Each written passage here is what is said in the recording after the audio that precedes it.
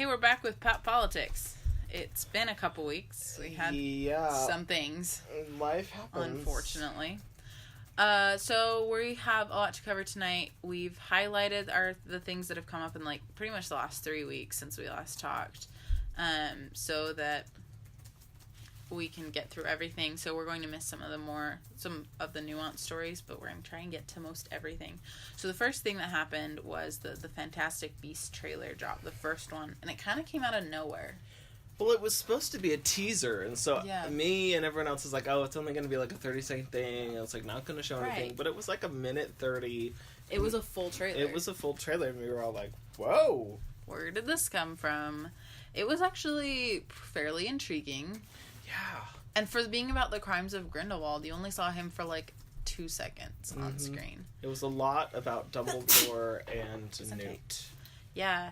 The one thing that kind of caused a lot of controversy on the internets is that the first scene that you see is a bunch of wizards apparating into Hogwarts. Yeah, and everyone's like, wait a second. Hermione reminds us plenty of times that you can't operate with inside of Hogwarts. Yeah, if you've ever read Hogwarts: A History. But I've heard a couple theories as to why this is, briefly. One is that rule wasn't instituted until after Dumbledore was headmaster, because he's not headmaster during this time. Or two, that they're... Presumably, it's like the Minister of Magic, right? And that he has special privileges and rules because Fudge shows. Well, yeah, and Fudge shows up at Hogwarts like all the time, like unannounced. Right. So, although J.K. Rowling doesn't like explicitly say that he has special exemptions like Dumbledore, it would make sense because the minister is like always at Hogwarts, like whenever. So, those are the two theories that I've heard that I'm like, huh. So we'll find out, I guess. But literally, so many people. It did cause quite a stir. Yeah, we're saying things like, according to Hogwarts history, we're a bunch of nerds out there, guys. Do you remember Jessica Williams? Yeah. Who was, like, best friends with J.K. Rowling? Yeah. She's in this movie, right? Everyone? Right, yeah. She, like, tweeted about this and was like, everybody calm down, like, it makes sense. Or something along those lines. And we were all like, okay. All right. Okay. Yeah, okay. Okay. Yeah. So... Interesting. So, it was a pretty good trailer. We have to wait till November to see the movie, but it looks pretty good. Okay, next thing. So this is our favorite Hamill drop to date, for both of us. So the one that came out earlier this month is called Found Tonight, and it's a mashup of You Will Be Found from Dear Evan Hansen, sung by Ben Platt, and The Story of Tonight from Hamilton by Lin-Manuel Miranda. And I found out that Alex Lacamoire writes the music for both those musicals. Yeah, he's the common thread between the two. So and they're friends anyway. But he put together this like beautiful arrangement that becomes a mashup of these two really, really poignant, beautiful songs that marry really well together, and Ben and Lin-Manuel's voices also marry really well together, and it's just this really beautiful song. They dedicated it to the March for Our Lives event. It's dedicated to all the kids who are protesting for gun control and who are trying to protect their schools from these mass shootings that are becoming almost every other day, sometimes, at least once weekly, right? Like, we have a shooting, more mass shootings than we'd like to believe, and a lot of them are happening in schools, and so this song was dedicated to them. But it's a really beautiful song. I have listened to it several times. Oh, no. First time I heard it, I listened to it like 2 or 3 times through, and I texted my brother. I was like, have you seen this? Like, because he's a musical guy, and it's great. Oh, I texted my sister right away. I was like, have you listened to this? There we go. That's funny. Yeah. So go watch it. And I love Ben Platt. Like, he has such a good voice, and it'll be interesting to see like what his career does. Because, I mean, he's already won a Tony, and so... Yeah, he's really young, too. He's only a couple years older than me, I think. Yeah, he's pretty young. Word on the street, or rumor has it... So, Steven Spielberg is doing a West Side Story remake. And after Ben Platt's 24, everybody. Yeah, he's... After Ben Platt, he did a performance at the Grammys, and he sang Somewhere from West Side Story, and everyone was like, semi-audition for West Side Story. Yeah. So it'd be interesting to see if he, like, gets cast in that or whatever, but... They also did, like, they did this little video of them making this mashup, and that's really fun to watch, and, like, they sang it live at the Washington March for Our Lives, and so Lin-Manuel was tweeting out little video clips of them, like, practicing, and Lin had problems, like, letting Ben do his part. Like, he wanted to keep singing with Ben, kept messing him up. It was really fun to watch those, that he was putting out those clips on Twitter. Anyway, so that's really, really, honestly, truly, it is the best Hamill drop that they have done so far, and it follows right on the heels of the Al Yankovic Hamilton polka, which is an acquired taste and very interesting. So, okay, moving on. Next item. So Marvel Studios announced this past couple weeks sometime that they have begun production on Captain Marvel, which is supposed to come out next year, and they released a picture of Brie Larson. Like, she's at an Air Force base and, like, training with, like, a lady in the Air Force, and she's, like, standing on top of a fighter jet in, like, the Air Force uniform, like, you can see right there. Oh, yeah. So, because Carol Danvers is in the Air Force, her character. Mm-hmm. But, some interesting things. They announced that Clark Gregg, Agent Coulson, is in the movie. Excellent. It's set in the 90s. So it's like a throwback. Also, some other... Ronan the Accuser and Korath the Pursuer are also in it. They're from Guardians of the Galaxy. I'm not super familiar with them. I'm not super. But a bunch of people are like, ooh! Samuel L. Jackson is also in it as Nick Fury. Excellent. So, and also Jude Law is in it as Mar-Vell, which I don't know who that is. I don't the either. character. So... But it's interesting that, like, Coulson's in it, and Nick Fury, yeah, and I think it's gonna be a really good movie, and it's set in the 90s, so cash in on all that nostalgia. Speaking of Marvel, though, sometime in the last 2 weeks, the second trailer for Infinity War came out, and honestly, like, I think it's kind of made it through the, like, through the rumor sphere and kind of become truth and fact now, not just because I went through the rumor sphere, but because it was actually confirmed, is that, like, the writers of this script were given kind of free reign to do whatever they want with whatever characters, to, like, so they had the opportunity to kill whoever they wanted, really. So you know that we're gonna lose, and the way that they shot this trailer and everything, you know you're gonna lose one of the characters, and the way they shoot it, you have no idea who the character is. Well, Chris Evans has said after these two Avengers movies, he's done as Captain America. So could it be Captain America? Well, you see a really big scene with him and Thanos. With Thanos, and he's holding back That's true. Thanos' hand with two or three of the Infinity Stones in it. So I just know that, like, I was texting my friend after we both watched it at the same time, and then I was texting her after and was like, they're gonna kill someone and I'm not gonna like it. so that's what I'm expecting from this one. But it looks good. It looks like they've been doing a lot with it, so also we'll see. Going around the Twitterverse, Hawkeye is notably missing from the posters and the trailer. That's true. He's not in either, and everyone's like, whoa, look what happened to Hawkeye. Also, I'm really sad if they don't have him in there, because I like Hawkeye. I like Hawkeye too. He's a good character, and it would be sad for them to dump him after they, like, really built up his backstory and character in Age of Ultron.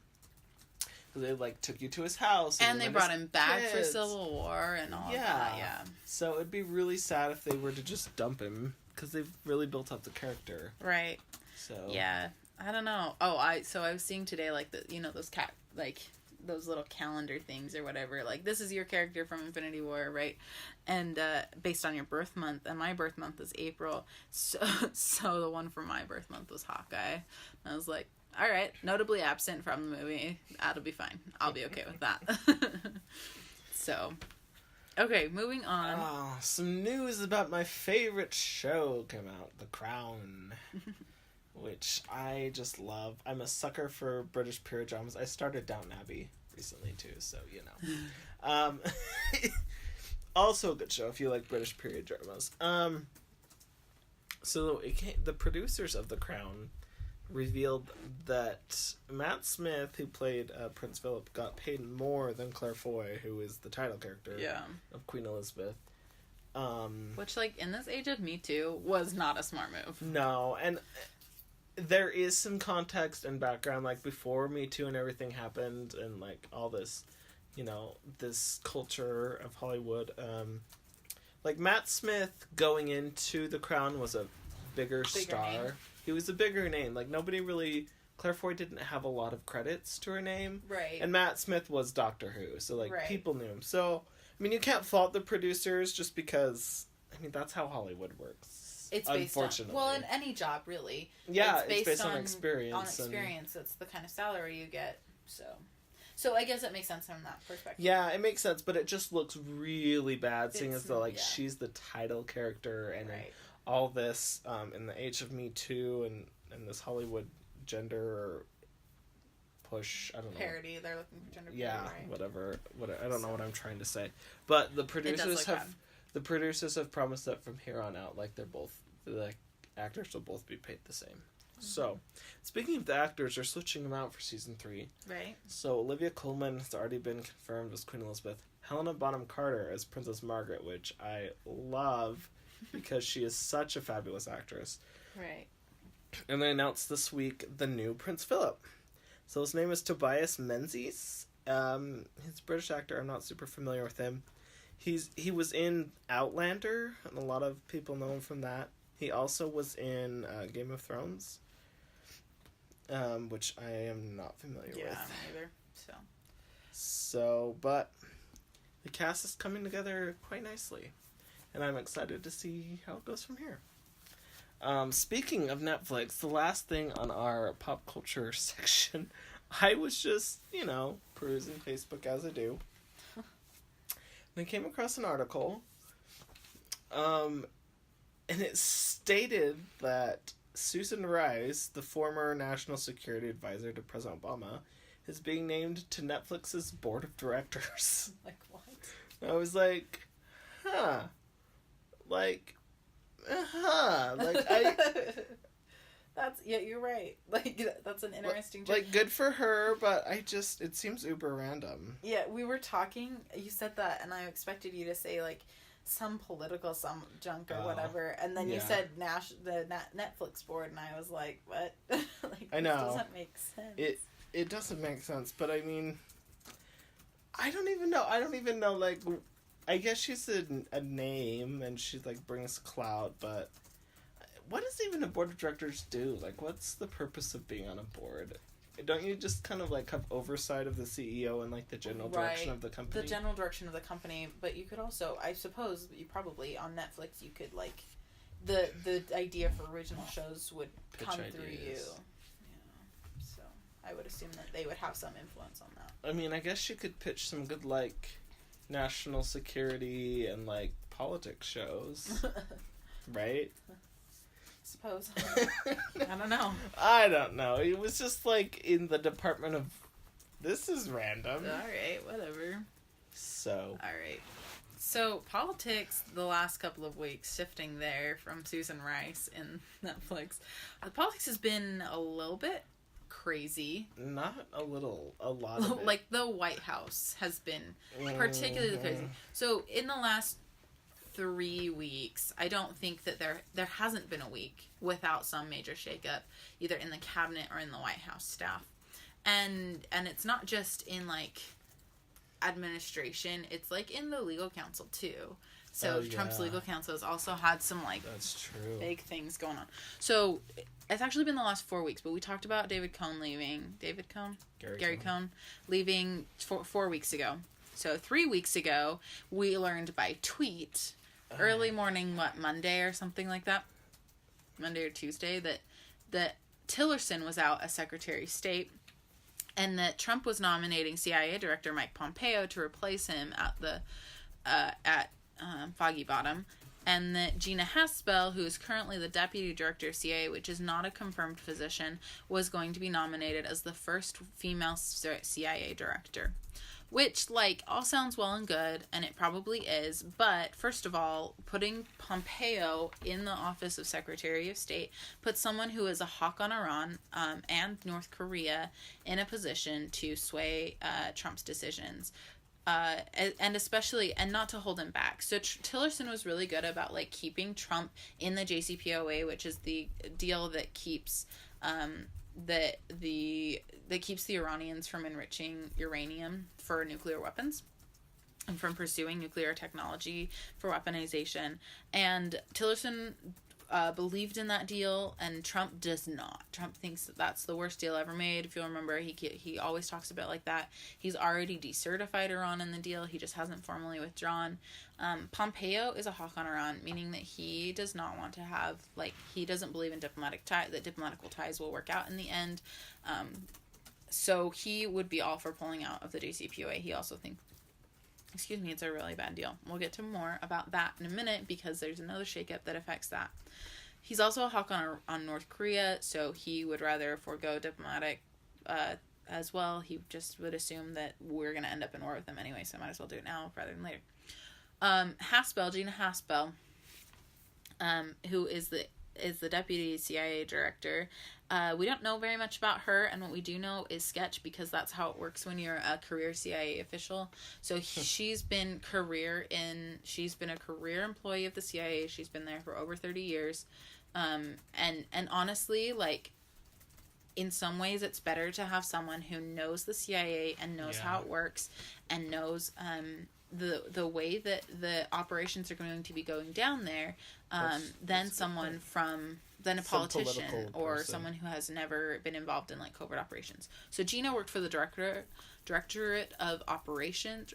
Yeah, Director of Operations, which is the DO is the place where all of the covert operations take place. So they are the ones undercover and across seas. And the scandals to her name include, so there was a black site in Thailand that was where there was an Iraqi. He was Iraqi. I can't remember all the details right now.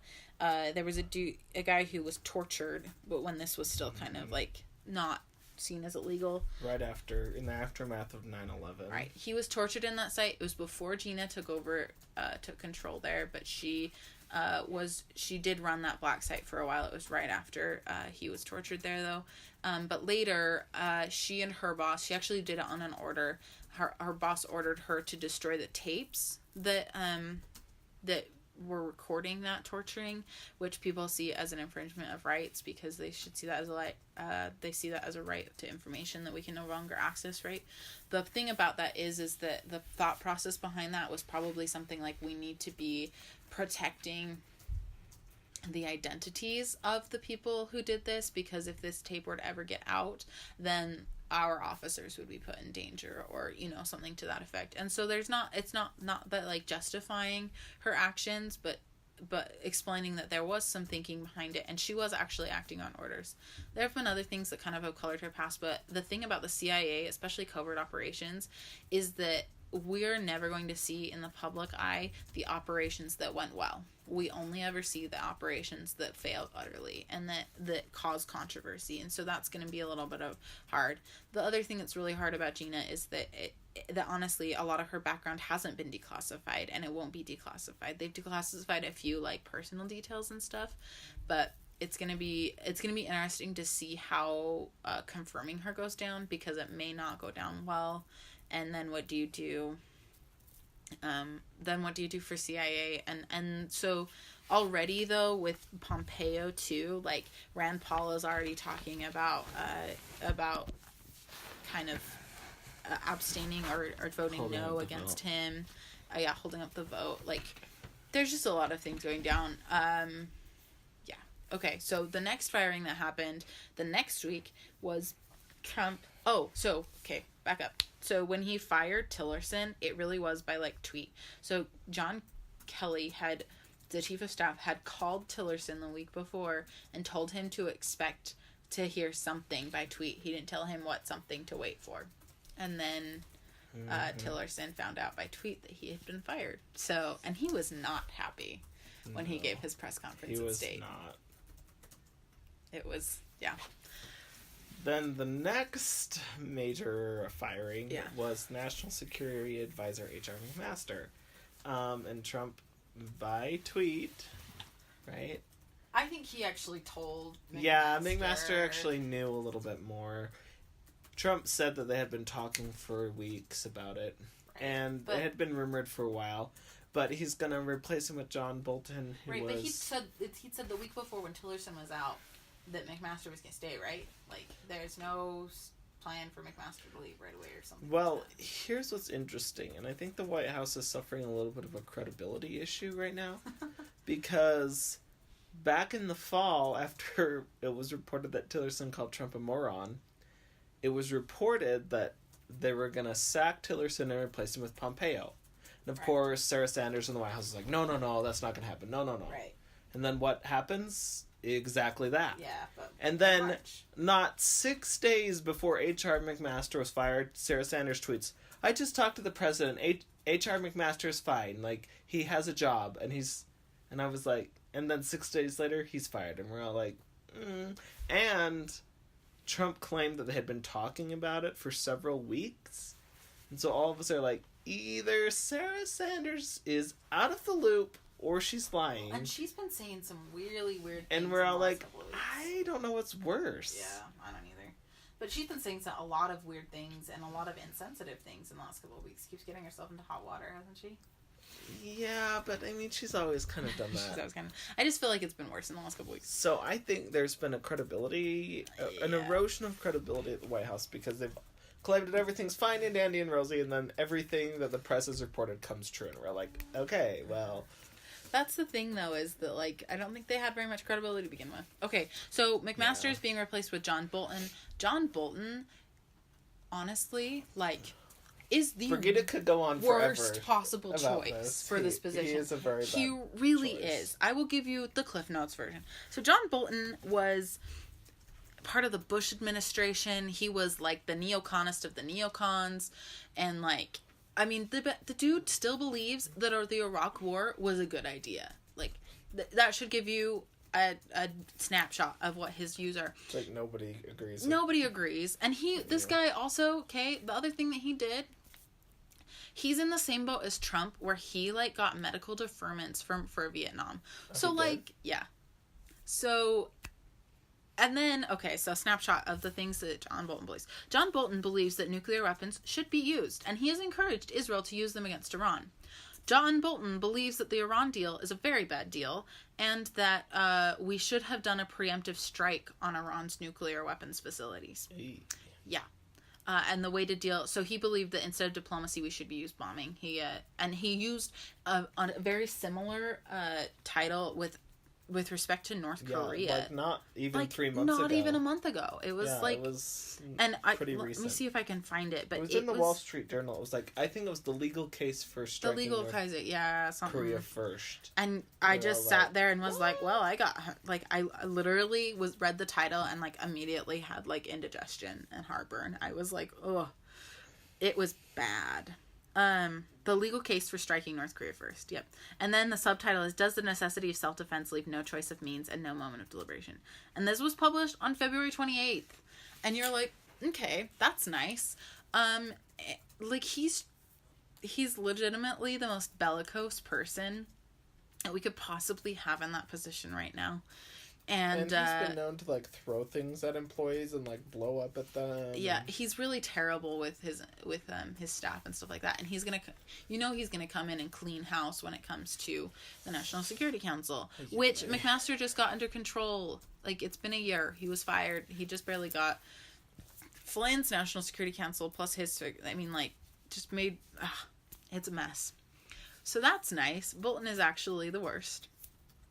But what's really interesting to me is that we're putting two people who are absolute hawks on North Korea and Iran, mostly Iran, Pompeo and Bolton. It's interesting that Trump is saying that these shakeups are so that he will have the best team possible in place for negotiations with North Korea. Best team possible means a team that doesn't disagree with Trump on nearly anything. Okay, that's what that means. Also, this is all under the context that Trump is supposed to be meeting Kim Jong-un within a month. No one's had no one has done anything about that. We don't have an ambassador to South Korea. We don't have a place for them to meet. There's no agenda. There's nobody at state who's... North Korea hasn't reached out to us again. I mean, nothing.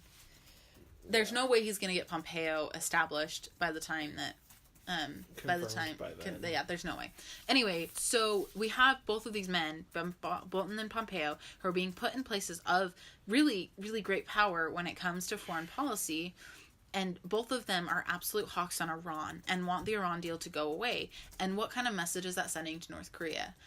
That we cannot, and especially like there's a May negotiation date for like Trump to recertify Iran and to stay in the deal. And if he withdraws from that, like withdrawing from the JCPOA is going to have great ramifications. And I just think that this decision-making process is completely bonkers. All right, we need to move on. Soapbox off now. To the next firing, because there have been not one, not two, but 3 major firings in the last few weeks. But this one wasn't a big surprise. It was VA Secretary David Shulkin. It had been rumored that he'd been on thin ice for a few weeks now, and then Trump finally gave him the boot. Yeah. To replace him with a surprise name, Ronnie Jackson, his personal White House physician. Yeah. And everyone's like, what and the question, experience does he have? Because...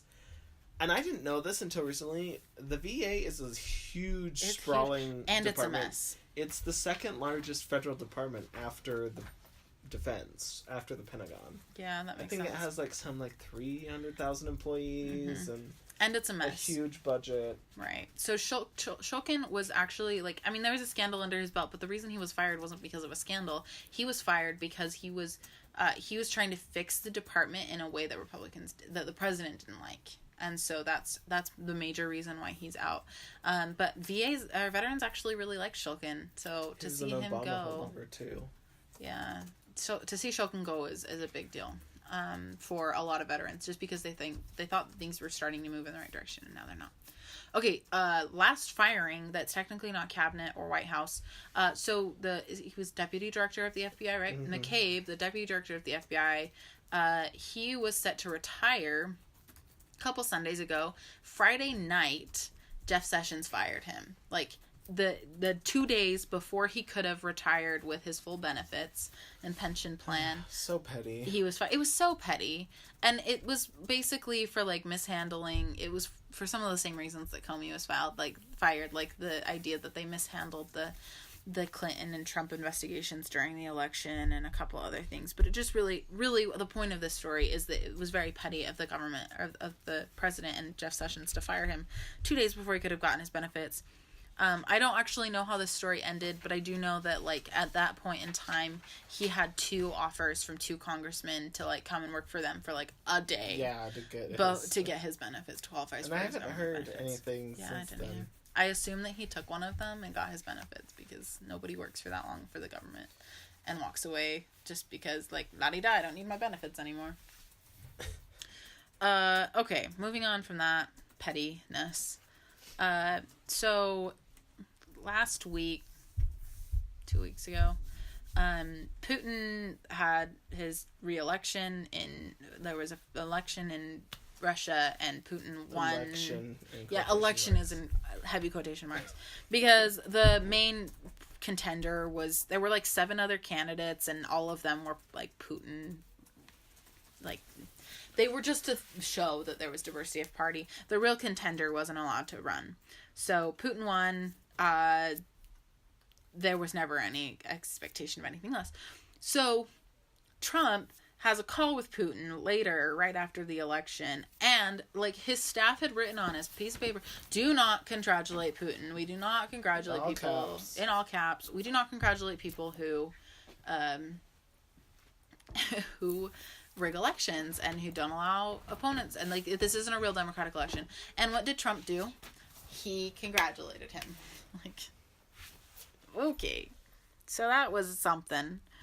And then that is following on the heels of, right, like, we've had more and more come out about the Russian meddling in the election. We've had the indictment of the Russians. Like, we also, and then right before that, Sergei Skripal and his daughter, who are former Russian spies that were like double agents. I don't remember if we mentioned them before, but like he was a Russian spy who then got turned for the British and was spying on the Russian, like feeding the British information about the Russians. And he was living in Britain. He had been released from Russia in a spy swap with the United States a couple of years, like in 2008 or something like that. And he and his daughter had been attacked with this really potent nerve agent. They're both still in comas.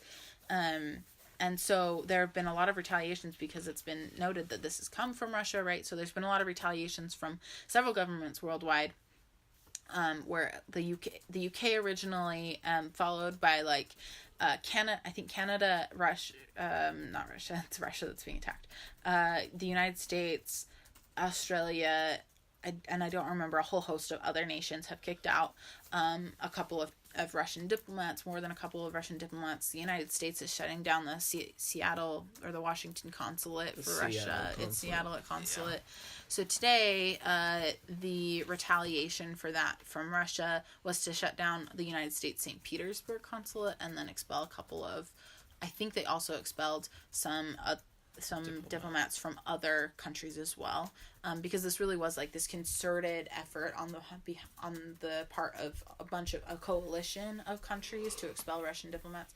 And Russian diplomats is a loosely worded term. In fact, the United States used the word intelligence officers, because often, and we do this too, where some of your diplomats will carry the name of diplomat, but they're undercover and they're actually like CIA or something like that, or they're intelligence analysts or officers or something like that.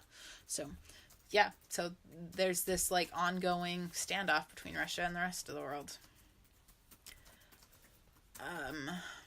So next thing on our list, Kim Jong-un made a secret visit to Beijing to meet Xi Jinping, the Chinese president. Yeah.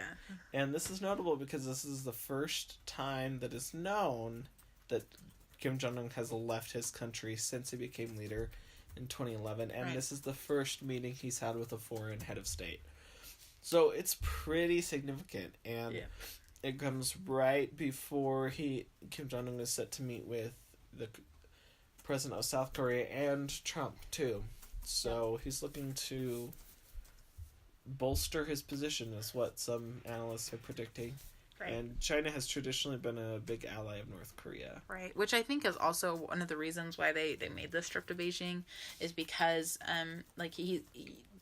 North Korea's been doing a lot of working with the United States, like reaching out to them, reaching out to South Korea, and to like leave China out of that just seems like they needed to shore up that. Yeah, they need to shore up that relationship, especially. I mean, China and North Korea had a stronger relationship before Kim Jong-un, because Kim Jong-un, in the process of like making himself seem more legitimate and getting rid of a lot of his dad's holdovers, got rid of a lot of China's contacts. So they're recreating this relationship and retying up this relationship. Something funny though that my friend shared with me during this trip was that so during this trip they wanted to keep it hushed up, so they Chinese social media and messaging apps censored the words Kim Jong-un, North Korea, and a common nickname for him, which is Fatty Fatty, and a couple other things to like kind of keep it under wraps. So a bunch of Chinese people were getting around this by like calling him different things like fatty on a train and something else, which like these are things that like I almost can't bring myself to say, because like we're so conditioned in this like to not say these things that are so like derogatory towards people, right? Like that just feels wrong to me. So it's interesting to me that those were the words that Chinese were using to describe North Korea as derogatory, and you know, the North Korean leader, and also that they found such creative ways to get around the censors. So those Chinese censors they're incredibly tight. Like, it's not called the Great Firewall of China for nothing. I know. So anyway, that was a really cool situation. So last Saturday, the 24th, was the March for Our Lives, which was organized by the victims of the Marty Stoneman Douglas High shooting, which happened February 14th. So the March for Our Lives is literally this huge protest. It was worldwide by the time for gun control in the United States, and to stop school shootings, like to have better gun restrictions so that like the schools will be safe. They were marching for their lives, right? Like we've been hearing a lot more stories, and the Parkland shooting has stayed in the news far longer than most other shootings, just because these kids are high school kids, and they're not being quiet about it, and they're advocating and standing up and doing things. And so it just was really important. It was a huge march, and it was all over the nation, and it was kind of incredible to see these, like, you know that a lot of our major a lot of the major things that have been accomplished in our country have been accomplished by students speaking up and student protests. And so it was kind of cool to start seeing that in our time, right? Like the Vietnam War was a student protest, and in large part the civil rights movement was led by young adults. So it's kind of cool to see that in our time. So next thing, I saw and got some updates on the situation in Catalonia in Spain, which had been kind of quiet for a while. So last I'd heard, the Catalonian President Charles Puigdemont, I like his last name, Puigdemont was living in exile in Brussels, Belgium. And he announced recently that just because of the situation he's in, he abandoned his candidacy to be reelected as president of the region, because there's some rules that you have to be there in person, and so he gave up that. Actually, the Catalonian region still hasn't decided on a new leader to replace him. They can't come to an agreement on who their next leader should be, which is interesting. But Puigdemont has been traveling around Europe. He was in Finland, talking at conferences and things. Yeah. And he was driving back, and as soon as he crossed over into Germany, they detained him. Because the Spanish justice system reactivated their European arrest warrant for him. And they detained him in Germany, and last I heard, a judge in Germany said they were gonna hold him for a while. So now this brings Germany into this fight and decide if they are going to comply with the arrest warrant and extradite him to Spain, or if not, then I guess they'll let him free and he can go back to Brussels. But this brings now the whole continent of Europe more into it, because before, all the European countries in the EU were that's a Spain problem. It's an internal issue. Now, Germany, who's one of the big players in the EU, is now being, wrapped into this, and Angela Merkel doesn't really have a strong coalition in her government. She has a really weak coalition that she just made, so it'll just be interesting to see how this affects European politics. So, kind of an update there. Coming back stateside, Melania Trump finally did something on her cyberbullying campaign. Yay! It's been a year, it's been 14 months since she's been First Lady. It's only been 8 months since she moved to Washington, though. That's true, true. It's probably been a little more than 8 months, but she didn't move to Washington until the summer. That's true.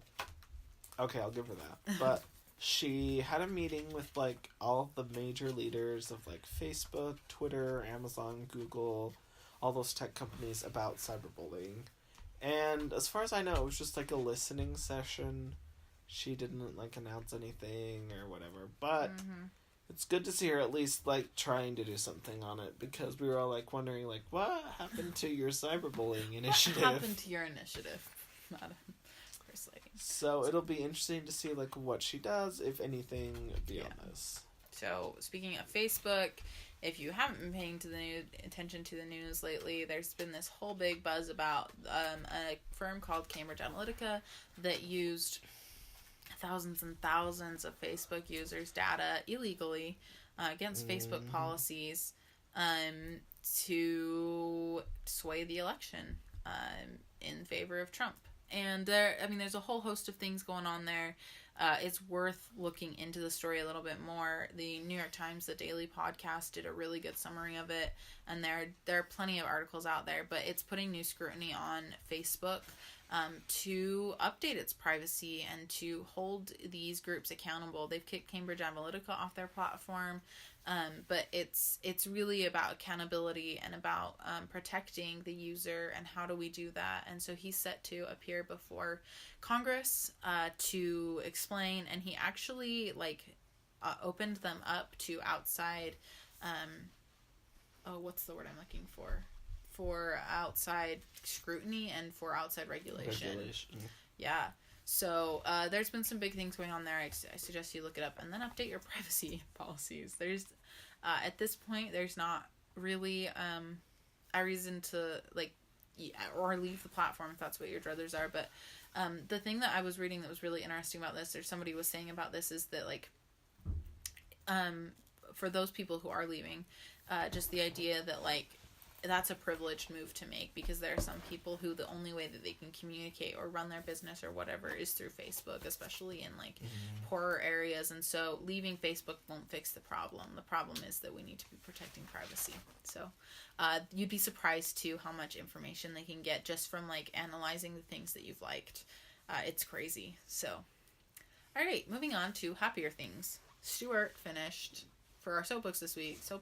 Stu finished Half-Blood Prince. Yay! Finally, I am steadily marching through my reread of the Harry Potter series, and I finally finished the 6th one. Woo!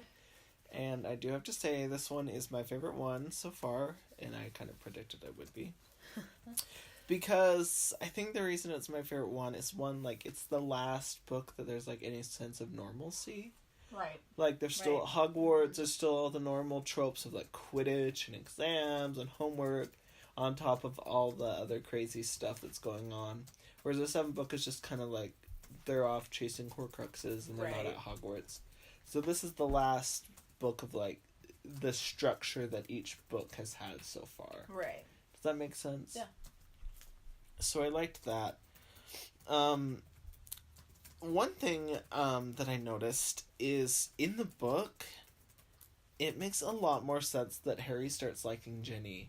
In the movie, it just seems I hate that part of the movie super so random. All of a sudden they're just in love and dating. But in the book, Harry, it always talks about his feelings, and he always has this weird feeling in his stomach when he sees Ginny, with Dean or other things, and yeah, the book does. The thing that I really hate about the movie actually is this romance line, because their relationship is so much better in the books, and they kind of reach this point where they're kind of oh yeah, duh, yeah, of course we like each other, of course. Well, and it shows Harry his internal debate, do I like her, do I not, what is this feeling, and then he instead you've got, in the movie you've got this sycophantic Ginny who ties his shoes, and you're this is the most awkward moment in all of movie cinema, all of it.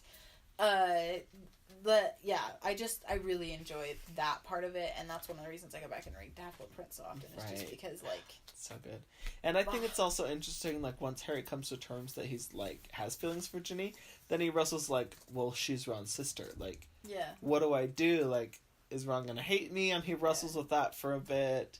And so I really do like how Ginny's character, the relationship between Harry and Ginny is there's a lot more substance to it. And Ginny's character, she's a lot better in the book. She really is so much better. Ginny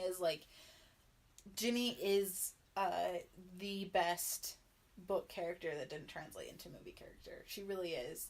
She just has so much more fortitude and so much more determination, so much more just everything. She's just such a much better character in the books, and you kind of miss that. Not that Bonnie couldn't have portrayed that, but she just wasn't written that way for film, and it's always frustrating for me, because Ginny is this really wonderful Quidditch player who you don't get to see play Quidditch really in the movies, and she's this really wonderful she's just a really, really good witch, and somebody that actually scares people. Her Bat Bogey Hex is wonderful. She just does a really good job with everything that she does, and she's kind of scary. She's grown up with 7 brothers. What else are you gonna do, right? So yeah. I don't know. You miss that in the movies. Another thing that I miss in the movies is all the flashbacks to Voldemort. I loved those chapters. And, like, learning about, like, Tom Riddle and his background and history and, like, his family history, about his parents, and just kind of the whole evolution. In the book, or in the movie, there's, like, 2. But in the book, there's, like, 4 or 5. Like, there's a lot. And I love, like, the House of Gaunt, and you just, like, learn all about his family history, and then, like, eventually when Dumbledore becomes headmaster, like, Tom Riddle comes back and asks for a job. Right. Like, that would have been a really cool scene to see in the movie, is that little flashback. And so I think in the movies you kind of miss kind of, like, the evolution of Dumbledore. Or not Dumbledore. Of Tom Riddle into Voldemort. Yeah. You kind of miss, like, how he came to be and everything. Like, right. You get the Horcrux memory from Slughorn, but there's so much more, and there's so much. And I'm a huge backstory person. Those lessons so that's with Dumbledore when you go into a pensive and all of that, and you kind of miss. I think in some ways you miss that relationship between Dumbledore and Harry in the movie too. Like, that's not really as strong as it could be. So yeah, and kind of the last point that I had, speaking of Dumbledore, it's interesting when they go to the cave that, like, Dumbledore shows, like, true fear. Like, I feel like we've never seen this side of Dumbledore before, and Harry hasn't either, and it's so interesting to see him, like, be fearful and, like, be scared for his life and, like, not know what to do, because the whole series, like, Dumbledore's portrayed as this powerful, strong wizard. I mean, he's the headmaster, he's the leader, they all, worship him almost. The one man Grindelwald feared. Like, yeah, and the one man that Voldemort fears. And the defeated Grindelwald, that's what it was. Yeah. So, like, Dumbledore is this big, kind of almost like, he's a legend. But here we see, like, his humanity and his fear and, like, his emotions in a way that we've never seen before. Right. It's true. Yeah, I mean, it really is a wonderful book. This one is a really good book. Also, all the stuff about Snape and the Half-Blood Prince, I just love because I like Snape. And I think it's interesting how Hermione thinks that it's Eileen Prince, which you find out is Snape's mother. And it's like, Hermione, you are so clever. Like, that little caveat, that's not in the movie either. I just love those little things you learn from the books. You're like, oh, wow, Hermione, you're smart. Well, and the other thing that is funny about that, though, is that you kind of get to see Hermione's competitiveness. Like, she's been the best for so long, and now Harry's beating her out at potions. Like, she's gonna figure out how he cheats. Like, what the heck is he doing? And also, Harry, you are obsessed. So it's like halfway caring for her friend because he's obsessed with this weird book, and halfway like, no, he is not smarter than me, and I will not let him be smarter than me. And I really connect with that part of Hermione. This competitive academic side of Hermione, because I have that in me. And I find that a lot when people are competitively smart with me, and that is like not a part of myself that I'm proud of necessarily. Like, this competitive streak that I have. Like, in 8th grade, I had this internal competition, and this isn't on the 8th grade, but like one of these guys that became my best friend, he was like one of my best friends. He was like my academic rival, and he had no idea that I was competing with him, but I was. And it was in some ways it was to make me better, but in other ways it's this like prideful thing that's going on in my head. So it was interesting to like, that was helpful for me, because like Hermione's this strong and intelligent female character, but she's also real, and she also has those feelings of like pride and jealousy and like those things that all of us who are human go through. And so it's kind of nice to see her humanity in that too, because she also runs into this jealousy problem with Ron and Lavender. That is just like, you really, this is a book of feelings. Right. Stronger than most of the other ones, because you get to see Hermione completely broken down over the fact that Ron is in love or is in a relationship with Lavender, because he's never kind of had that before. And then her victory when Ron is poisoned and says her name and not Lavender's. Yeah. And, all of Also, speaking of humanity of characters, I think Draco Malfoy is another character that you really see a different side of in this time. Yeah. You know, that whole conversation with him and Dumbledore atop the astronomy tower is just so telling. Like, yeah. You feel for Malfoy. I mean, obviously it's the wrong choice. It's the wrong side. But you're like, I mean, you can't help but feel for him because, I mean, right. Well, he's got his in jail. Yeah, he's got his dad in jail. I mean, Voldemort has threatened his family. Like, what is he gonna do? But he also like doesn't have the conviction because he knows it's not right. So he like and you know tries not to go through with it, but does. Like, it's this whole confliction. That does travel well into the movie though, because you see him crying over the goldfinches as they are dying in Except the mystery that bothered cabinet. me because you don't. The movie, like, explains it all along, but in the book, you don't find out until the very end atop that astronomy tower. It reveals it all. But you know that along. he was probably worried about Katie when he handed her the cursed necklace. And he has these conflicts the whole time through. And then when he's going to go, like, eventually he can't go through with it, right? Because, which is why Snape has to step in. Because he has this confliction. Because I think in Malfoy, and we see this in the seventh book at the very, very, very end. Like, in Malfoy is this little boy who has been, he just has been brought up wrong, and he doesn't have this, he has a moral compass, but it's skewed. And so he doesn't want to do a lot of the things, but he thinks it's right in his family. And so he does them.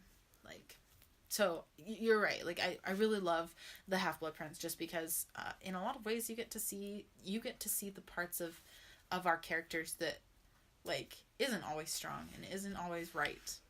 Yeah. So. That's a good point, yeah. I do. I agree. And with that, we will leave you until probably next week. We won't make any promises anymore. Bye.